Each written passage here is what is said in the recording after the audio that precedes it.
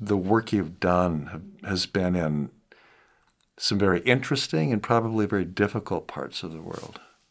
What has been the most frightening moment of your work as a leader? I don't actually have that much fear. I would actually do things and then look back at it and think, oh, that was a really dumb idea. I shouldn't have done that.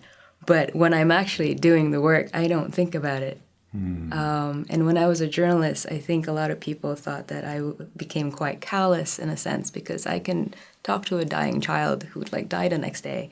Yeah. And I just be focused on the story because I think, yes, you can feel it afterwards, but you're not doing the child any justice if you're being fearful or apprehensive or anxious or scared in front of her because she's dying. Mm-hmm. So I'm grateful for the pen and paper to allow me to do that. It just kind of cuts it off emotionally, in a sense, for that moment when I need to write that story.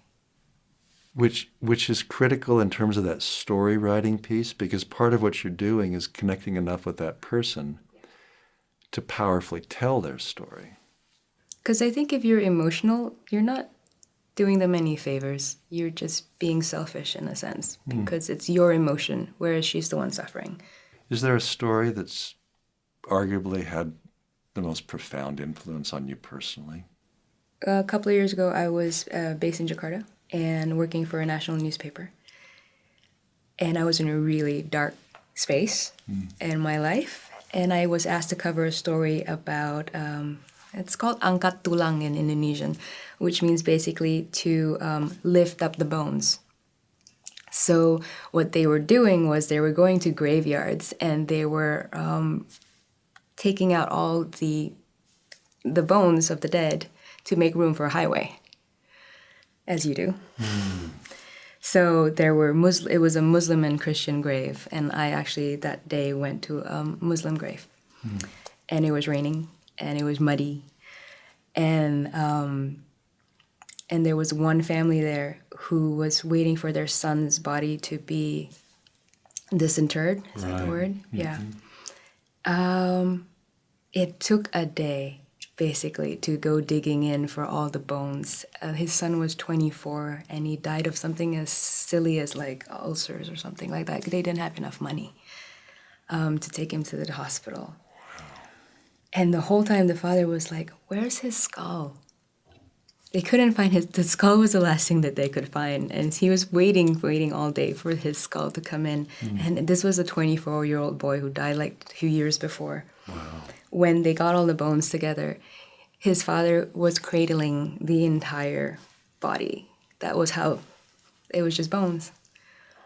And they brought him over to the next plot where they were supposed to be moving the body. And I think that was when Azan, it was evening prayers started. And they put him in just as evening prayers started. And it was just, that just snapped me out. That whatever troubles you had. Oh, yeah. That was just, yeah. That moment lifted you into a completely different place. Completely. And I guess that's what I mean by the bigger picture. If you just take yourself out and look at how sometimes other people have to deal with other things, you can totally deal with what you've got. You know, one of the things that we've noticed in life, not to mention just a research project around it, is it seems like it's really easy for senior leaders to lose the big picture, to not experience the kind of connection you just talked about with reality. Is that your observation? I mean, it's easy to become disconnected, and do you have any sense or observation of the forces or the influences that would push or cause a leader to disconnect? I know a couple that are actually like that. They just stop being accessible. I think when you get too much press sometimes, and you get so high up in the food chain that people are too scared to approach you anymore. And if they don't make an effort to go down to the floor and actually be with their teams, then you're just going to be up there in the glass ceiling. Yeah. So for me, that's why I guess in a way, I'm not that ambitious, but I love the accessibility of being with all sorts of people. Yeah. From either the 99 to the 1%. It's just nice to be able to kind of work your way around them. Yeah. I think that's what's missing. If you were looking at a group of 4-year-olds and you were capable of communicating to them,